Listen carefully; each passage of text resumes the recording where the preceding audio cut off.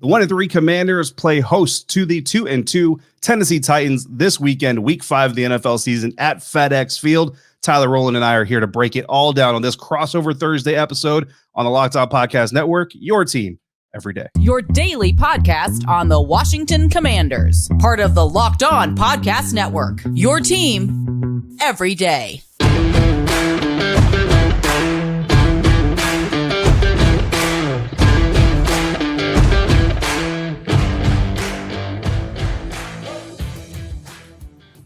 What's up, Commanders fans? What's up, Titans fans? Welcome to this crossover Thursday episode of the Locked On Commanders and Locked On Titans podcast. Both shows part of the Locked On Podcast Network, free and available anywhere you download podcasts, and of course on YouTube. We thank you for making us your first listen or your first view every single day. I'm David Harrison, writer for Commander Country, part of Sports Illustrated's Fan Nation, and one of the hosts of the Locked On Commanders podcast. My partner today is Tyler Rowland, host of the Locked On Titans podcast and writer at Titans Wire on USA Today. Find us both on Twitter as well. I'm at DHarrison82 and Tyler is at Tic Tac Titans. Crossover Thursday presented as always by our friends at Prize Picks. Prize Picks is so much fun and it's easy to play. No competing with other players, which is great for me because they always whoop my butt. But it's just me versus the projections. It could be just you versus the projections. Pick 2 to 5 players. If they score more or less than their Prize Picks projection, you can win up to 10 times your money on any entry. It can literally take less than 60 seconds to enter, and it's that easy. We love Prize Picks, and we know you will too. First-time users, you can get a 100% instant deposit match up to $100 with the promo code Locked On. That's prizepicks.com or the Prize Picks app. Use the promo code Locked On. David Harrison, Tyler Rowland coming at you on this one. And listen, before we even get started, Tyler, we were talking before we recorded. Titans fans, you've got a legit hero hosting your show. Tyler shared his story with me, brother. I am blown away by the work ethic, the ingenuity that you put on display in your story path. How we got. I wish we could do a whole episode on it, to be honest with you. If you haven't shared your story with Titans fans, Locked On Titans fans, you need to bug him to share that story because it is amazing. Proud to be doing this episode with you, man. Let's kick it off with biggest stories outside of yours, and let's turn it to the Tennessee Titans. What's going on in Nashville there with the Titans? Well, first and foremost, thank you so much. Definitely do appreciate it.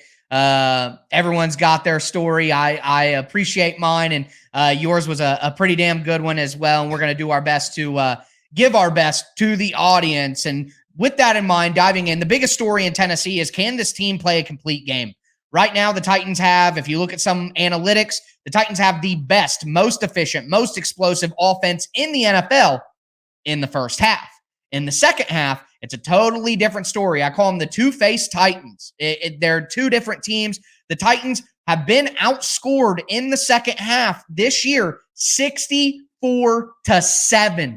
64-7. Now, their performances in the first half and some clutch play from the defense in second halves have allowed them to get to 2-2, but it has not been pretty. It has not been easy. And I think seeing whether or not this team will show up for a second half, knowing that they'll have to going forward. Maybe you can beat the Raiders. You can beat the Colts by only playing one half of football. That's not a sustainable model. So will the Titans play a full football game sometime? I think that's the biggest story heading into this week 5 matchup. That is a huge topic of conversation. Yeah, I mean, you got to play 4 quarters, right? Any NFL player, right, coach, media member, fan is going to tell you got to be able to play 4 quarters if you want to survive in the National Football League, especially in the AFC this year. I mean, it's a murderer's row out there for you guys. And honestly, that plays right into the Commanders' hands because the Commanders have, I mean, they haven't been great really in any phase of the game or at any point in the game consistently, but I would say they're a better second half team than first half team. So I don't know, maybe this is the week where they can get away with a slow start in the first half, come out of the locker room and try to get things going there late in the game. We'll have to see. But the biggest story in Commander land right now, Tyler, is actually the return of a player to practice who actually may not even play this weekend. So Titans fans are going to be like, well, why do we want to hear about this? So I'm going to double down here. Biggest story going on for the Commanders, the return of Brian Robinson Jr., Alabama rookie running back. But it took one preseason game. And granted, Antonio Gibson kind of helped. And for those who don't know, Antonio Gibson led the league last year in fumbles from running backs, fumbles and fumbles lost. So coming into this season was already kind of on thin ice. Second drive of the preseason, Antonio Gibson puts the ball on the ground, gives it away to the Carolina Panthers. They score a touchdown.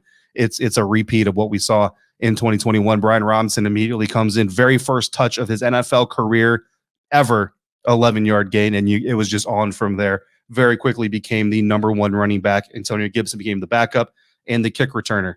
One day after the Commanders finished their preseason, Brian Robinson gets shot twice in the leg in a botched robbery attempt in Washington, D.C., and he's been on the mend ever since. Back at practice Wednesday, Tyler, I'll tell you right now, the only reason I even bring it up is because he looks good.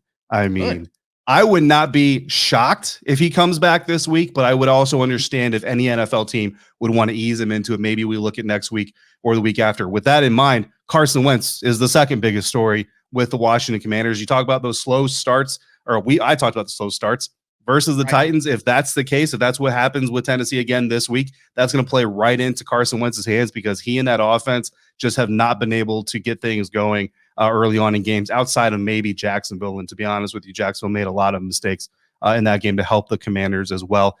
Whether it's pass rush getting into Carson, and we'll talk about that here in a little bit, or it's Carson holding on to the ball too long.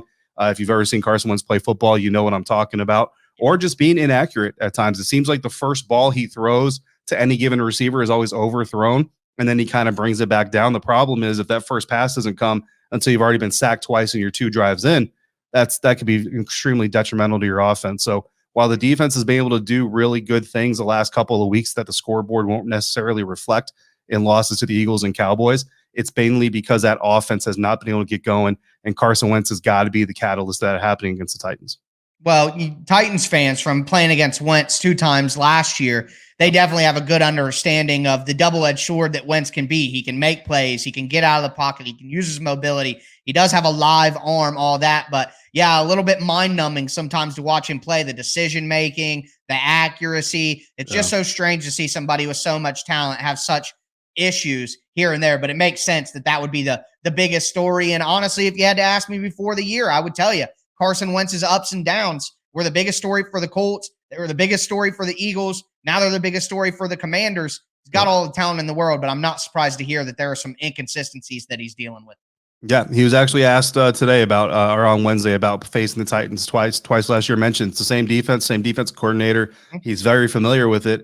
The problem is that doesn't always necessarily play into the hands of the Washington Commanders. It's not to drop too many puns here, but basically if Carson Wentz gets too tightened up against the Tennessee Titans, that's kind of the way I've been using it. At practice, he looks loose, he looks fluid. In the locker room, he's laughing, joking with the guys. He looks like a man who's comfortable in his own skin. And then when we get on the field for game day, Tyler, I don't know what it is, but the man is definitely tightened up. And again, I'm not trying to have too many puns in this episode, but it's just the way that it is. But the matchup that he talked about is actually my key matchup for this game. We're going to hear your key matchup for this game as well. And we're going to do that thanks to our friends over at Elias Game Plan. Do you ever wish that before every NFL game, you could get up-to-date and accurate information before placing bets or locking in your fantasy lineup? Well, you can with the Elias Game Plan app, the ultimate sports betting and fantasy companion for the NFL, NBA, and Major League Baseball. They probably would have predicted what Mr. Judge has been doing out there in the Bronx.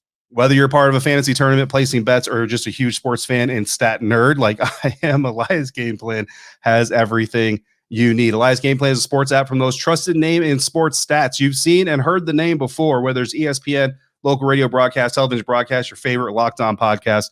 But now you can have all the stats, facts, and team and player updates in the palm of your hand that so many of us out here rely on, all backed by their renowned research team. I love using numbers a lot in my takes, which is why I call myself a sports nerd. And Elias is one of the key sources for me. And with their new chat function, you can talk to them directly, receive the information you need to back your big decisions on betting and fantasy leagues. Take this NFL season to the next level. Download the Elias Game Plan app today. Choose from 3 game plans when you subscribe, weekly, monthly, or annual. But you can get 25% off your first month when you choose the monthly subscription just by using the promo code LOCKEDONNFL25. Find the Elias Game Plan sports betting app in the App Store or the Play Store today and use promo code LOCKEDONNFL25 to get 25% off your first month when you choose that monthly subscription. All right, guys, back now for the second segment of this crossover Thursday episode. Locked On Commanders, Locked On Titans. Big matchup for both sides. One of these teams is going to be a little bit happier. One of these teams is going to be a little bit more upset, as will be their fan bases, of course, Tyler. But we got to talk key matchups, the key battles within the battle that are going to determine this game this weekend. Who do you have on the Titans side of things? Well, I think when you look at this game, and it's not just, one of the matchups I'm watching, I truly do believe that this matchup that I'm going to go over will determine the game. Like, whoever wins this will win the game. And it's the Commanders' offensive line against the Titans' defensive line. Yeah. The Commanders have allowed the most sacks in the NFL, as I'm sure your audience knows, with 17. The Titans have 10 sacks on the year, which is like 12th in the NFL. The Titans' best asset on defense is their defensive line. Throughout last year, throughout the beginning of this year, the Titans get on people, and it allows them to create turnovers. And especially in those games against Carson Wentz last year, the Titans put pressure on Wentz. He got a little happy feet. He got a little worried, and he made some mistakes and gave some turnovers to the Titans, and it allowed them to win both those games. So I think in this game, Washington's offensive line obviously has struggled. The Titans' defensive line has some players on it. Jeffrey Simmons, Danico Autry on the interior rushing. Rashad Weaver is a second-year player who's more of a role player, but he's got 4 sacks already this year. He's a guy who gets to the quarterback. Bud Dupree got injured in Indianapolis. He didn't practice as of Wednesday. I don't know if Bud Dupree will play. If Bud Dupree does play and the Titans have Dupree, Autry, Simmons, and Weaver, I think it's going to be a long day for Carson Wentz. He's going to get in trouble. He's going to get in bad spots, and he's going to give the Titans the ball. But if Bud Dupree doesn't play, that takes the Titans pass rush down just a little bit in quality. They'll probably have a Mario Edwards out there, DeMarcus Walker, somebody like that, a rotational guy. But I still think with Simmons commanding double teams on the interior, Autry being able to win inside or outside, and then Weaver coming off the edge, if the Titans' defensive line can win against this porous offensive line, then the Titans should be able to force turnovers and win this game. But if the Commanders find a way to slow down the Titans' pass rush at all, it's going to give more than Wentz. It's going to give those pass catchers time to go against a banged-up Titans secondary. And if Wentz has time, his guys in the field are going to win one-on-one. They're going to win matchups, and he's going to have open receivers downfield. So, to me, if the offensive line of the Commanders can give Wentz enough time to hit those guys, the Commanders have a great chance to win. But if the Titans dominate with the pass rush, they're going to win the game. Yeah, it feels like a game that kind of goes back to Jacksonville, right? And for any Titans fans out there who are still like super down on the Jags, it's not meant as an insult. It's the NFL, man. Like, even the worst team has talent. Yeah, absolutely. Well, Jacksonville is far from the worst team this year. So, absolutely. Yeah. Especially on the defensive line. Yep, absolutely. And I think this matchup is key. Like you said, it's absolutely key. But this is kind of the perfect game for the Washington Commanders receiving corps. When you look at Terry McLaurin and what he can do, when you look at Curtis Samuel and the dynamic ability he has, and then rookie Jahan Dotson, the problem is Jahan Dotson tweaked the hamstring against the Dallas Cowboys, and Coach Rivera has already gone on record saying he might miss a week or two. Did not practice Wednesday. We didn't even see him out there, like on the side field riding a speed bike or anything like. So that's very concerning. Honestly, at this point, I'm not expecting Jahan Dotson to be on the field, which only plays into the Titans' hands. Now, Curtis Samuel also missed practice, but he was ill, which is not good news in general. Hope you feel better, Curtis, but it's good news from an injury standpoint because it means he should, be okay for Sunday. But, that's going to be the key there. The Washington Commanders are on their 3rd center right now. Like that, they just started their 3rd different starting center against the Dallas Cowboys. So if they have to start another one, it's going to be their 4th. Sam Cosmi, their right tackle, who surprisingly is one of their better graded offensive linemen, offensive players so far this season, had to have surgery on one of his fingers. So that's going to be problematic. Granted, they can wrap it in a club or something like that. At least he shouldn't get called for any holding penalties, right? But that's if he can go out there and play at all, because wound management is going to be key. And it's not just about whether or not he can play. It's about keeping it clean so there's no infection and all that stuff. I mean, this offensive line is just in shambles. The other side, Charles Leno had a non-contact jersey on, nursing an injury himself. So this is the wrong time to be facing a pass rush. And Justin Simmons and Danico Autry, those are the exact 2 names that came up to Carson Wentz today when he was asked about that Titans pass rush. And you see the look on his face. It's almost like a yep. I remember those guys. That's going to be one heck of a matchup for sure. And this team needs a win in the worst way. So we'll see how that impacts it and whether or not Carson gets those happy feet again or does what he's honestly been doing mostly this season, which actually is getting He gets too clutchy. He holds onto the ball too much, and sometimes it leads to late throws and intentional grounding penalties. So from my side, outside of that, because there's a saying in football: if you're good in the trenches, it's hard to be a bad football team. But if you're bad in the trenches, it's hard to be a good football team. So 100%, if the Titans win the trenches against the Commanders, it's going to be very difficult for the Commanders to overcome that. On the defensive side of things, again, if you look at the scoreboards and just look at the stats, you probably think, well, the Commanders' defense has been just as bad as the offense, but it actually hasn't. It's actually been really, really good the last couple of weeks. The problem is the offense is on and off the field so quickly that they don't get any time to get a blow. They don't get to have any time. And any football fan for any amount of time knows eventually every defense is going to crack under those conditions. Well, honestly, that kind of leads me into more of a question before I get into my matchup on that side of the ball. What is the Commanders secondary looking like with, William Jackson III, Kendall Fuller? I know Cameron Curl has been pretty solid throughout the year. I think Derek Forrest has been out there quite a bit. What's their secondary looking like right now before I give my final matchup? Yeah, it's kind of a flip from the norm, right? Typically, you think the veterans are going to be your stabilizers, your young guys are going to be your problem areas. But I'll tell you, second-year quarterback Benjamin St-Juste, young safety, not Derek Forrest, but Cam Curl, Derek Forrest, a second-year player as well. They've actually been some of the better parts of this secondary. Bobby McCain is kind of that guy in the middle. Like, he's not really been bad or good. But Kendall Fuller has been getting picked on the last couple of weeks. William Jackson III has been getting picked on a little bit. Teams are not afraid of these veterans, and meanwhile the younger players are actually making some plays, and that's had some fans wanting to see the younger players in more prominent roles. But then guys like me sit back and say, well, moving the young guys up doesn't necessarily mean they're still going to play as well. Now you might be compromising two different areas versus just one area that you're already having problems with. But Kendall Fuller, honestly, Tyler, like, we've seen him get out physical by a guy that he shouldn't be getting out physical against in Devontae Smith, and we've seen him get burned by a guy that he shouldn't get burned against in Noah Brown. Both of those things are huge concerns, and I'm wondering how much the Titans are planning on taking advantage of that. Well, I got to be honest with you. That's one of my huge areas of concern because I don't think the Titans can take advantage of it. And that's what's concerning to me is if Bud Dupree doesn't play, can the Titans adequately take advantage of that poor offensive line? With the wide receiver group, Treylon Burks, the Titans rookie wide receiver, the most explosive weapon that they have on offense outside of course, Derrick Henry, who somehow this is his first mention in the podcast, but Treylon Burks is not going to play with turf toe. They haven't ruled him out of the game yet. They just said he didn't practice, but based on my intel from Dr. David Chow at Pro Football Doc on Twitter, not expecting Treylon Burks to play in this game. And that means you have Robert Woods, who's a 30-year-old wide receiver off of an ACL, who's been solid, but he's not an explosive guy by any means. Outside of that, you got Cody Hollister, who should barely be on a practice squad. It may be more likely that he should be selling cars right now than him being on an NFL roster.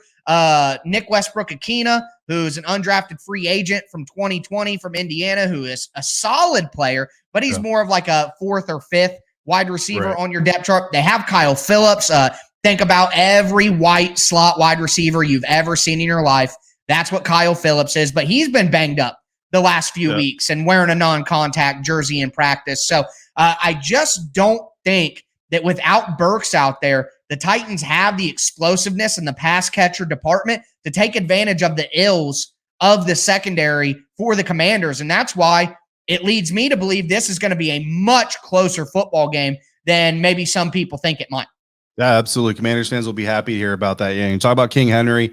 Trust me, Derrick Henry may not have gotten mentioned in the first 15 minutes of this episode, but he was mentioned the first 15 minutes of practice today. Derrick Henry is definitely a guy the Commanders are aware of. Washington currently has the 16th ranked run defense, which isn't terrible, but not great, right in the middle. But Derrick Henry could change that in a heartbeat. I think Cole Holcomb and Jamin Davis, the two linebackers, are going to play a huge role in whether or not Derrick Henry is pulling off 100+ yards or grinding it out for 70 to 80 yards. So they're definitely gearing up to face off against King Henry. And as you all gear up for the fall, you're going to need the right people on your team to help your small business fire on all cylinders. LinkedIn Jobs is here to make it easier to find the people you want to talk to faster and for free. Create a free job post in minutes on LinkedIn Jobs to reach your network and beyond to the world's largest professional network of over 810 million talented people. Then add your job and the purple hashtag hiring frame to your LinkedIn profile to spread the word that you're hiring so your network can help you find the right people to hire. Simple tools like screening questions make it easy to focus on candidates with just the right skills and experience so you can quickly prioritize who you'd like to interview and hire. It's why small businesses rate LinkedIn Jobs #1 in delivering quality hires versus leading competitors. LinkedIn Jobs helps you find the candidates you want to talk to faster. And did you know nearly 40 million job seekers visit LinkedIn all the time? Post your job for free at linkedin.com/lockedonnfl. That's linkedin.com/lockedonnfl to post your job for free. Terms and conditions apply. Final segment on this Crossover Thursday episode, previewing the weekend's matchup, the Washington Commanders hosting the Tennessee Titans. We've talked biggest storylines. We've talked matchups. Tyler, now we got to get to our predictions. And of course, Washington is at home.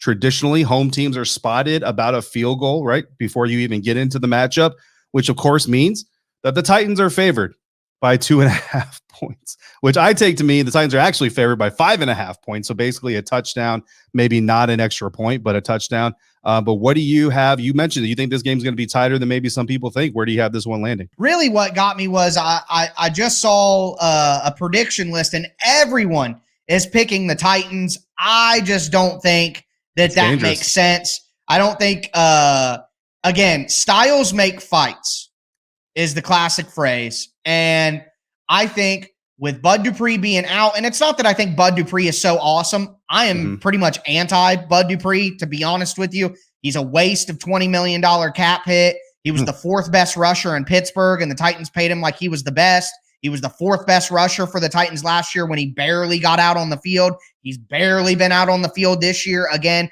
just a disaster signing for the Titans. But the reality is he is an NFL average level starter. That's not worth $20 million or $18 million, but it's still valuable out on a football field.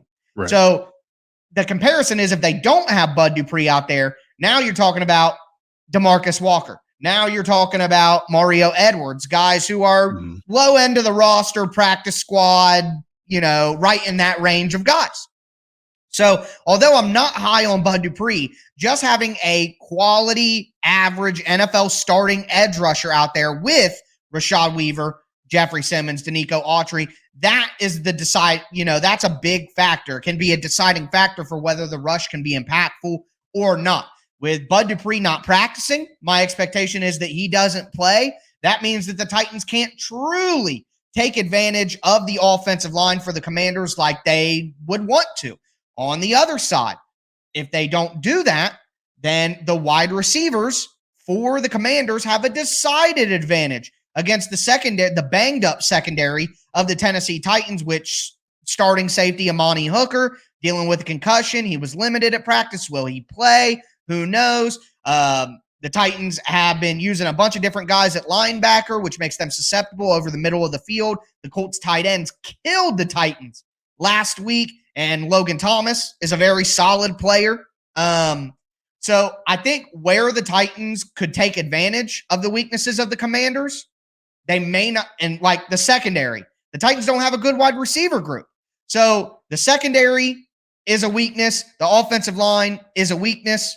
I don't know if the Titans can take advantage of either of those properly. And with the Titans being a good first half team and the Commanders being a good second half team, to me, that's the coaching staff. Titans are good at game planning early for what they've saw on tape. The Commanders are good at adjusting to what they see in the game. It's the opposite for either coaching staff on the offensive side of the ball. So I think there's a great chance that the Titans do get up early, but then Washington has enough to come back at the end. I'm going 24-23 Titans. Okay. But I think this game's going to be incredibly close, and I would not be shocked at all if the Commanders won by like 10. Like, I think this is either a close Tennessee Titans win or a Commanders double-digit win, because the Titans can't do the things that beat the Commanders, and the Commanders' things that they do well can beat the Titans. So I think it's either a close Titans win or a Commanders double-digit win. You're basically saying the same thing I said about this Commanders team when they were going up against the Eagles.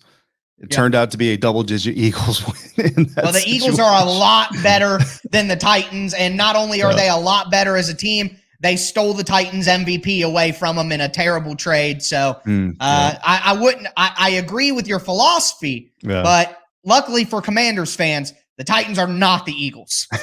Absolutely. So I will say this though. I just want to be clear. I mean, I didn't say the Commanders are a good second half team. They're better than as bad as they have been in the first half. Right. And even that could be subjective depending on the week that you're talking about. So yeah, the Commanders have a lot of problems, but it does sound like what you're saying. Like the Titans it sounds like basically everywhere that you would want to exploit the Commanders' weaknesses, the Titans may not actually be able to take advantage of that.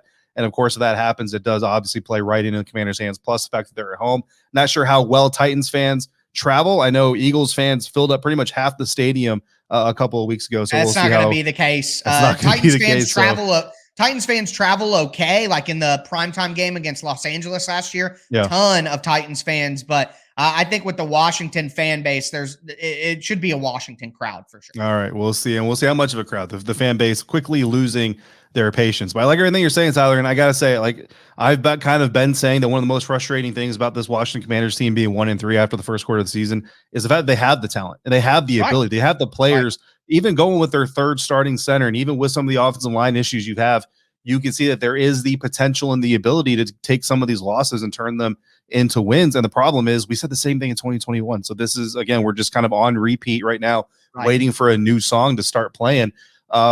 When these games get really tight like this, I try to give the Washington coaches the benefit of the doubt just because I see the work they're putting in. I see the work the players are putting in, and you want to believe in what you see with your own two eyes. So the Titans 2.5-point favorites. I also have the Titans scoring 24 points, but I have the Commanders scoring 27 points. So I have a 3-point win for the Washington Commanders. Either way, if you agree with me and you agree with most of what Tyler is saying, you want to take the Commanders against the spread because they're probably going to cover. But at the same time, both fan bases I think would say, but this is a game that this team is going to lose because of whatever weird way they come up to do it with. But Tyler, recapping today's crossover episode, the biggest story coming out of Washington: Brian Robinson Jr. returning to practice, may not return to the game field. So again, outside of that, Carson Wentz and how he rebounds from yet another poor performance here in this season. The key matchup for me for the defense is stopping King Henry, but also taking out there and exploiting some of the weaknesses the Tennessee Titans have by using their quick receiving game. Yeah, and then, obviously the biggest story for the Titans is the two-faced Titans. They're the best team in the NFL in the first half, the worst team in the NFL in the second half. Will they ever play a complete game? Because if they do, the Titans could be just as good as they were last year at times if they can play a complete game. But who knows if they will do that matchup-wise. It's all about that Titans pass rush and defensive line against the banged-up offensive line of the Commanders. If the Titans can dominate that matchup, they will win the game. But if they don't dominate that matchup, it'll allow Washington to dominate the other matchup that I'm concerned about, which is the Commanders' wide receiver group and pass catching group, including Logan Thomas, against the Titans' banged up linebackers and secondary. That's an area that Washington could definitely take advantage of the Titans, but they're going to need time to give to Carson Wentz so that he can do so. So those matchups are kind of tied together, but they're definitely the two ones that I'll be watching for on Sunday. I have the Titans winning the game 24-23. Your prediction again, David? I've got the Commanders 27-24, and that's going to put a bow on this week's crossover episode. We thank you guys again for making us first listener, your first view if you're watching on YouTube every single day. Now make Locked On Fantasy Football Podcast your second listen. Find the intellectual fantasy expert, Vinny Iyer, who brings over 20 years of NFL expertise and a unique angle to give you the moves that no one else has, especially if you're like me and you just lost Javonte Williams for the entire season. You need some help. Get ready for your fantasy week with Locked On Fantasy Football. Come back tomorrow. Chris Russell and I are going to wrap up the week on Locked On Commanders. Tyler, you're going to wrap up the week on Locked On Titans, and we'll give you our final thoughts on this weekend's preview. Until then, if you're out and about, please be safe, be kind to one another, enjoy the game, Commanders fans and Titans fans, and thank you for joining us on this crossover Thursday on the Locked On Podcast Network, your team every day.